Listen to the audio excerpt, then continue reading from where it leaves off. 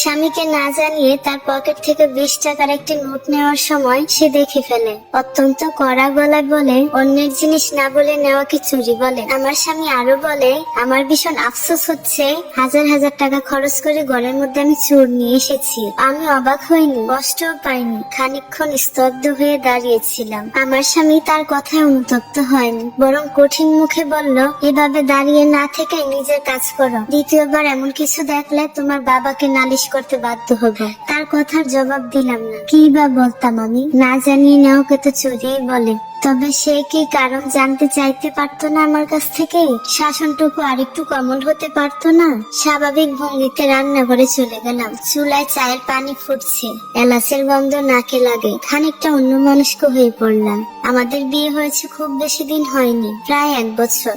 বিয়ের পর থেকেই দেখছি আমার স্বামী টাকা পয়সার ব্যাপারে খুব সচেতন। প্রয়োজনের অতিরিক্ত একটা পয়সাও সে খরচ করতে চায় না। শেষ কবে আমার হাতে টাকা দিয়েছে তাও মনে করতে পারছি না। আজ তাকে না বলেই টাকাটা নিয়েছিলাম প্রয়োজনেই। বয়স্ক মহিলা শাকের ঝুড়ি নিয়ে বাড়িতে এসেছিল। রোদের মধ্যে হেঁটে তার অবস্থা ভীষণ কাহিল হয়ে পড়েছে। শাশুড়ি মা বললেন, বৌমা কিছু শাক কিনে রাখো। শাকের টাকা নিতেই ঘরে এসেছিলাম। আমার স্বামীকে ঘরে না পেয়ে ওদিকে বৃদ্ধার অনেক তাড়া, সামান্য সময়টুকু দেরি করতে চাইছে না। শফিক টাকা পয়সা পকেটেই রাখে, ভেবেছিলাম পরে জানিয়ে দিব। তবে এমন কিছু আশা করিনি।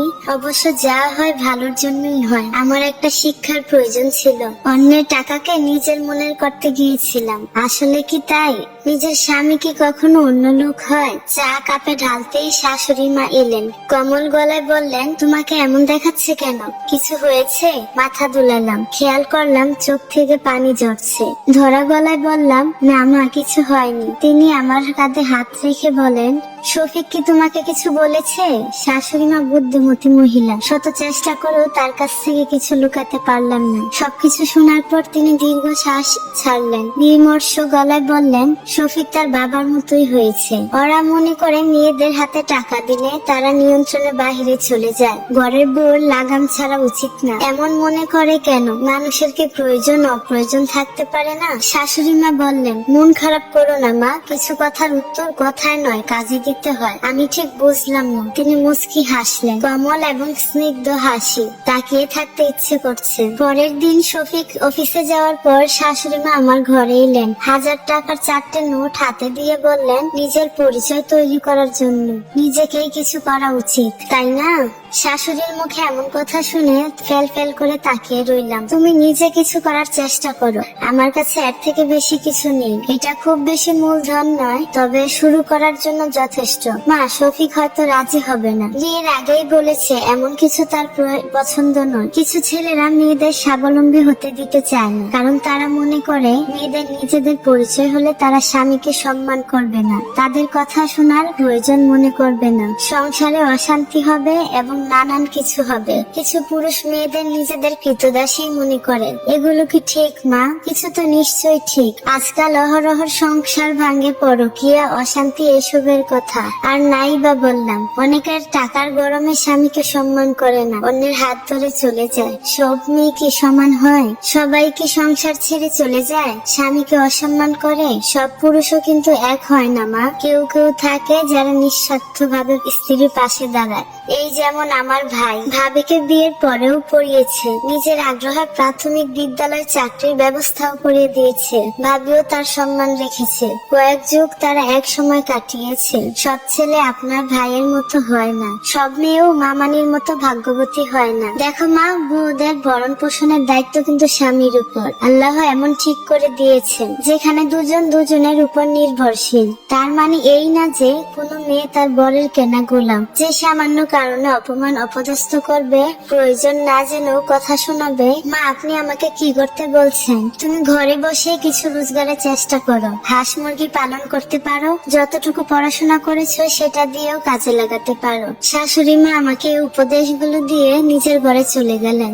টাকাগুলোর দিকে তাকিয়ে চোখে পানি মুছলাম। পড়াশোনা খুব বেশি হয়নি। গ্রামের মানুষের মন মানসিকতা কতদূর পরিবর্তন হয়েছে জানি না, তবে মেয়েদের জীবন খুব বেশি বদলায়নি। যায়নি। রাতের খাবার সময় কথাটা তুললাম। শফিক বিরক্ত গলায় বলল, আমার টাকা সংসারের জন্য কি যথেষ্ট নয়? তোমার কেন বাড়তি রোজগারের প্রয়োজন হবে? ওই খাবার টেবিলে আমার শাশুড়িও ছিলেন। তখন তিনি কড়া গলায় বললেন, তোর টাকা তো তোরই, তোর সংসারের জন্যই যথেষ্ট। বৌমার তো আর না, সবারই তো নিজের থাকা উচিত, তাই না? কিছু না থাকলে অন্তত সম্মানটুকুও তো থাকা উচিত। শফিক আর কিছুই বলল না। সে মায়ের মুখের উপর কোনো কথাই বলেনি, তবে আড়ালে ফুসলো। তেতো গলায় বলল, এসব বুদ্ধি কার মাথায় জানি না, তবে আমি কোনোভাবে সাহায্য করতে পারবো না। তারপরও তাকে বলেছি আমাকে কিছু হাঁস মুরগির বাচ্চা কিনে দিতে, কিন্তু সে দিল না। শেষমেশ পাশের বাড়ি সবুরের মায়ের থেকে গোটা 10 মুরগির বাচ্চা আর 5টা মাঝারি ধরনের হাঁস কিনলাম। ওদের জন্য ধান আর কিছু ব্রয়লারের খাবারও কিনলাম। শাশুড়ি মা কথা বলে সবুরের টিউশনি আমার কাছে ঠিক করে দিল। বাচ্চা ছেলে স্বরবর্ণ আর ব্যঞ্জন বর্ণ গুলোই কোনো রকমে তাকে শিখাই। শুরুর দিকে ভীষণ ভয় করত। বাচ্চা মুরগি আর ওর বাড়িতে চলে যেত, তারা ভীষণ কথা শোনাতেন। শাশুড়ি মা ঘরের পুরনো মশারি কেটে ওদের আটকানোর ব্যবস্থা করে দিল। তবুও কয়েকটা মরলো। 2টি মুরগি ঘরের জন্য জবাই করলাম। সবকিছু মিলিয়ে খারাপ না, ভালোই চলছিল। মাস 2 পর প্রথম রোজগার হাতে পেল। মুরগি যেগুলো ছিল এগুলো বিক্রি করে দিলাম। বাড়ি থেকে অনেকে কিনে নিয়ে গেছিল।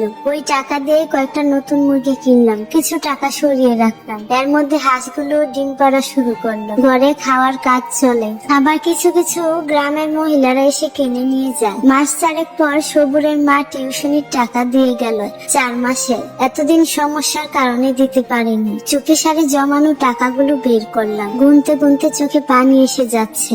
সব মিলিয়ে প্রায় 6,000 টাকার মতো হয়েছে। টাকাগুলো নিয়ে শাশুড়ি মার কাছে গেলাম। টাকাগুলো দেখে উনিও খুব খুশি হলেন। মাথায় হাত বুলিয়ে দিতে দিতে মুখটা ঘুরিয়ে ফেললেন। হয়তো চোখের জল লুকাতে চাইছেন। সেদিন থেকেই যেন নতুন করে বাঁচতে শিখলাম। প্রথমবারের মতো শফিকের সাথে কাপড়ের দোকানে গেলাম। সবার জন্য টুকটাক কিছু উপহার কিনলাম। শফিককেও একটা শার্ট সে নিতে চায়নি, অথচ তার মুখ দেখে মনে হচ্ছিল সে ভীষণ খুশি হয়েছে। শাশুড়ি মায়ের জন্য একটা শাড়ি নিলাম। খুব বেশি দামি নয়, তবে দেখতে সুন্দর। সাদা কাপড়ের উপর ছোট ছোট নীল ফুলের নকশা। কাপড় দিতে গিয়ে শাশুড়ি মাকে কোনো কিছুই বলতে পারিনি। খানিকক্ষণ শাশুড়ি মায়ের কোলে মাথা রেখে শুয়েছিলাম, আর চোখ দিয়ে অজস্র পানি পড়ছিল। শুধু কি জন্ম দিলেই মা হওয়া যায়? ভালোবেসে আগলে রাখলে, বাঁচাতে শিখালে কি মা হওয়া যায় না? সেদিন মাও কোনো কথা বলেনি, মাথায় হাত বুলিয়ে দিয়েছিলেন শুধু। দিনকাল ভালোই চলছে, ঝড়ঝাপটাও কম আসেনি। হাঁস মুরগিও অনেক মারা গিয়েছে। সবুরের পড়া শেষ হয়নি, তবে আমি থেমে যাইনি। প্রচুর খেলেও উঠে দাঁড়িয়েছি। বহুদিন বাদে আজ হঠাৎ নজরে এলো শফিক আমার ব্যাগ থেকে টাকা বের করছে। আমায় দেখে সে লজ্জায় লাল হয়ে বলল, একটু প্রয়োজন ছিল, মাস শেষে দিয়ে দিব। খুব করে বলতে ইচ্ছে করছিল, অন্যের জিনিস না জানিয়ে নেওয়াকে চুরি বলে, তবে বললাম না। শান্ত গলায় বললাম, সংসার এমনই, একে অপরের উপর নির্ভরশীল। সামান্য কথায় সংসার ভাঙ্গে না, মনের মাঝে একটা দাগ পড়ে। সে দাগগুলো মারাত্মক রকমের গভীর এবং যন্ত্রণাদায়ক হয়, সুখ নষ্ট করে দেয়। শফিক আমার কথার কোনো জবাব দিল না, ব্যস্ত ভঙ্গিতে চলে গেল। হয়তো তারও পুরোনো দিনের কথাগুলো মনে পড়ে গেল। ওই কথার জন্য ওকে মাফ করে দিয়েছি। সেদিনও আমায় এসব বলেছিল বলেই আজ নিজের কিছু টাকা আছে। ধাক্কা খেয়ে পড়ে না গেলে কখনোই উঠে দাঁড়ানো যায়। শফিক বলল, তুমি কিছু মনে করলে নাকি? না সূচক মাথা দুলালাম। তবে আমি আর কিছুই বললাম। সামান্য কথা, অপমান, ছোট করা, এগুলোর জন্য সংসার ভাঙা যায় না। কেউ হয়তো ভাঙ্গেও না, তবে তা বুকে চাপা থাকে। কখনো কখনো চাপা কান্না বা দীর্ঘশ্বাসের কারণও হয়ে দাঁড়ায়। আমার জীবনে নতুন মা ছিল। অন্য শাশুড়ির মতো তিনি কথা শোনাতেন, ভুল ধরতেন, তবে তার পাশে দাঁড়ানো যেন সবকিছু ঝাঁপিয়ে যায়। এমন শাশুড়ির জন্য মন থেকে সম্মান আসে। শাশুড়ি নাকি ভালো হয় না, বেশিরভাগ মেয়েই তাদের ভালো বলতে চায় না। পুরোনো দিনগুলো আগের যুগে চড়ায় আটকে থাকে। আমি ভালো হই, আমার ছেলের বউ গর্ব করে বলুক, আমার শাশুড়ি আমার মা। পরিবর্তন না হয় আমাকে দিয়ে শুরু হোক। আমার শাশুড়ির এমন কথায় এবং তার ব্যবহারে আমি মুগ্ধ। আমি আমার দ্বিতীয় মা পেয়েছি। এই গল্পটি থেকে অনেক কিছু শেখার আছে। গল্পটি যদি ভালো লাগে অবশ্যই বেশি বেশি শেয়ার করে দিবেন। এই গল্পটি দেখে অনেকে উপকৃত হতে পারে, তাই বেশি বেশি ভিডিওটি শেয়ার করবে। সবাই ভালো থাকবেন। আল্লাহ হাফেজ।